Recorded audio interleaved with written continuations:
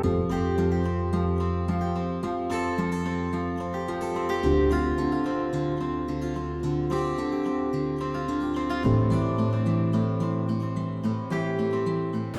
everyone, Eve Harow, Director of Community Development and Tourism for Win Israel Fund.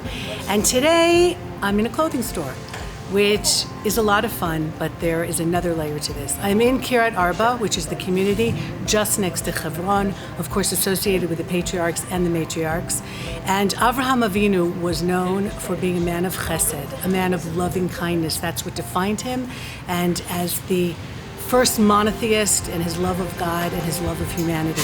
And he would be very happy with where we are today. And where I am today is, of course, the aptly named Sarah Feld, who is going to tell us about this particular clothing store, where we are, how it is such an important part of the community life here in Kiryat Arba, Hebron.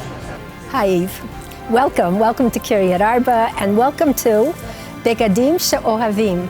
The name of the store is Clothing That You Love.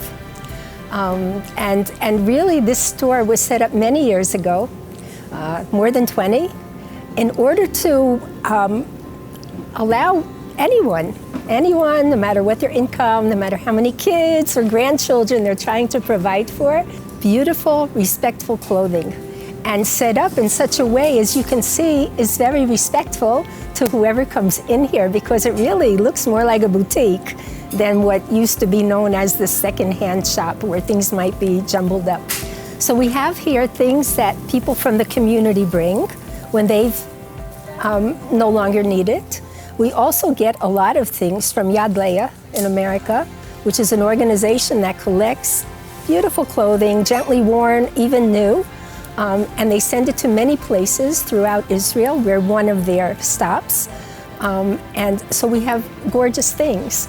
People come here, families come here, and they buy for their weddings, their bar mitzvahs, their bat mitzvahs, and any other day of the week that comes, Shabbatot, holidays. We see people coming in and buying bagfuls, and they go out with gorgeous things for their children, grandchildren, everybody. So Sarah, tell us, what is the average cost of the items in this store? So here, probably a brand new pair of shoes, maybe Nine West or some other nice name that people know, that might go for 20 shekels. And baby things start at 2 shekels. Most adult items are 5 shekels. Coats might be 10 or 15. But we're talking about great quality, right, and new or gently worn. And another nice thing about this place is that there are a lot of volunteers who come in to make sure that it can look as nice as it does. Things don't get thrown around, that never happens. Everything is hung up or placed on shelves so that whoever comes can look, can see, can feel like, oh, I'm in a store. Why is it so important that there's a store like this specifically in Kiryat Arba, Hebron? This store really met a great need and a great challenge for the community, because people work, they spend a lot of money on schools, educational activities, on chugim, on books.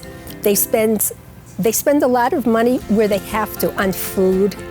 But when it comes to clothes, which is such an important part, and also to help everyone feel like they're, can walk out with their heads held high, so this is where they come. So that was all like that until this past year, which was so earth-shaking for so many people. But certainly then, when so many people lost their jobs or at least could not work for quite a while, certainly then we saw even more people on the days when we could be open, coming in to fill in the gaps for their families. We're always trying to expand. We're always trying to add new areas. Like even all of these beautiful wooden shells was just in the last couple of years before the corona. But every time we try to make it more beautiful and more, a happier place to come. It is a bit hot in here, and that's one of the things we hope in the future is that we can add air conditioning, which will make it even more pleasant for people when they come and pick out their nice items. So when I called to say that I wanted to come down here and video for One Israel Fund, I asked if we could have an English speaker. And they found me Sarah Feld, and I think she's got a very interesting story to tell us as well. From the States, as you can probably hear. I came in 1981, made Aliyah with 2 little babies, and now I have 5 kids and lots of grandchildren roaming the hills of southern Hebron and the Shomron. I was a doula for almost 30 years in Jerusalem, went to many, many, many hundreds of births, loved every moment of it. After that, when I needed to sleep at night, so I started to become a jewelry designer, and I have a whole line of very Eretz Yisrael jewelry. This is Harow Shel Olam, the Beit HaMikdash, the grains of Israel. Everything is very Israel-oriented from silver, and so that's been very exciting the last 12 years or so. It's very exciting, especially because when I go to do a yerid, to do sales, outdoor market sales, so I get to meet people, and I've met through the jewelry so many wonderful people. Before this whole event, we had from all around the world a lot of non-Jews who came to support Israel, who came with tremendous love of Israel and the Jewish people. I met a lot of the evangelicals who come and are now selling my jewelry as for me. In Tel Shiloh, in the Cardo, all over, really met amazing people. I'm also very active with Women in Green for sovereignty, and been very active for Eretz Yisrael. It's deep in my heart. I write. I have several poetry books I put out, and I feel tremendous pride that I can be here, that my children are growing up here. Every one of them lives here with their children, raising wonderful families, and just very grateful to be part of Am Yisrael in every way. Why is it important that this is a store and that people come in here to buy and are not just getting something for free? Chesed means really, it's loving kindness, and it's giving something to people that respects those people, that's loving towards those people, which means allowing them their self-respect.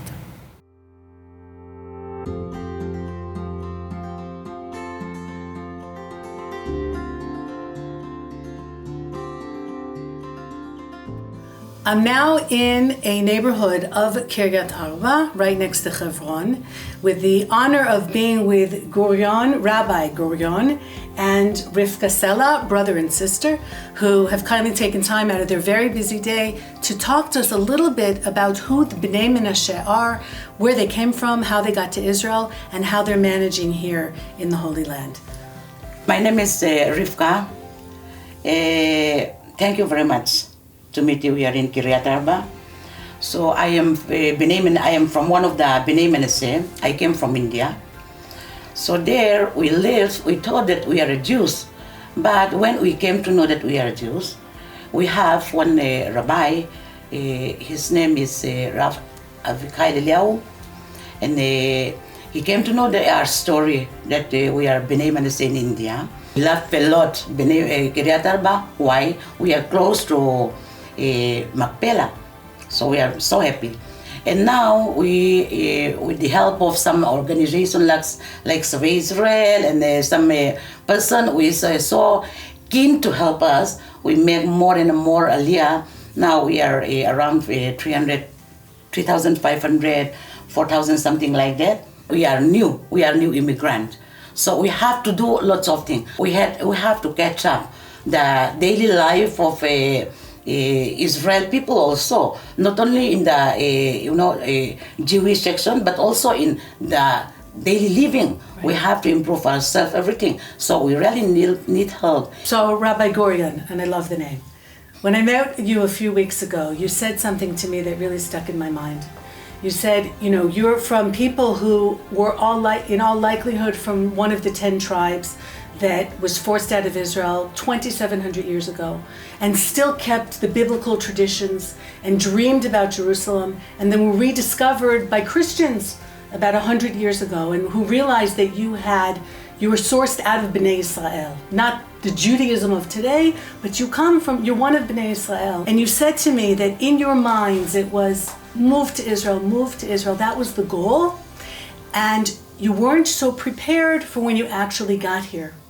And that a lot of the children especially didn't have the background in not just in Judaism, but in modern society. You're coming from a third world country into a very modern society, and also where people know Hebrew and know about Judaism. And you've taken it upon yourself really to become the spiritual leader of the community, to teach Torah, to give lessons, but to also help the children, especially the children and others, integrate into a modern society, higher education, the army. So if you can tell us a little bit about some of those challenges and how you're meeting them here today. So everywhere we have been in the exile, we know that we are belong to Am Israel. So we say all the time that we are one of the tribe of Israel. So we have a big vision, a dream to come to Israel. That is the only dream that we have. After a long years of dreaming to come to Eretz Israel, finally we came to Israel. But everything is so strange for us. Everything is like a new world. We see it here, it's a modern world. As everything, the standard of living is very, very different than that we have in India. So most of us got confused, very big confused. We don't know what to do.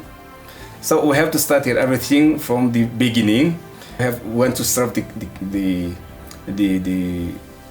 country as well as we can. So we serve in the army, in the commando, and all of the youngsters of Bnai Menashe, they want to be a fighter for Israel. Bnai Menashe, that we are very, very far from the Torah, so we have to start everything from the beginning. We didn't know what is Mishnah. Not only that, we have a problem with the Hebrew language. Also in the Torah, we don't know everything. We have no idea at all. So we have to start everything. So here in Kiryat Arba, we learned it from Avraham Avinu. He's hospitality, we learned it from him. Here in Kiryat Arba, there's one organization, Haknasat Orchim. So he supports us.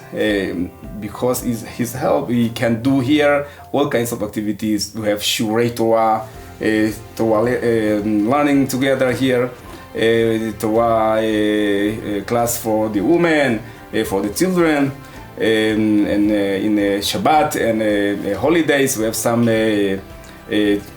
activities like Shabbat meal together or some holidays party. And Rabbi Gurian, how about the community projects, which I know you're very involved with and really lead? Tell us a little bit about those. Yeah, as a rabbi of the community, this is my duty to take care of all their needs. Not only teaching the Torah, try to do as much as I can for the communities. A lot of activities that we have, like activities for all the communities in the Holy Land. Not only here in Kiryat Arba, we have some local activities, and we have a national level that we have some like football tournament, soccer tournament that we have once every year. This is we're doing this in the summer vacation, so we try to give them one very good a good time to meet together. So this soccer tournament, they are waiting this time the whole year. We speak about kibbutz galuyot, literally the ingathering of the exiles into the land. And I think the Bnai Menashe are an example par excellence of the miracle of that, of finding Jews, of finding Bnei Israel from all over the world and from all different times, and bringing them in and then coming home. But the challenges of integration and of living in the modern state of Israel are there for all of us on different levels. So it is really a privilege to be living in Israel, to know people who came such a great distance, not just a physical distance, but literally a distance of centuries, if not millennia, to rejoin us as the Jewish people, as we open up the newest and hopefully the most magnificent chapter in our already not too shabby history.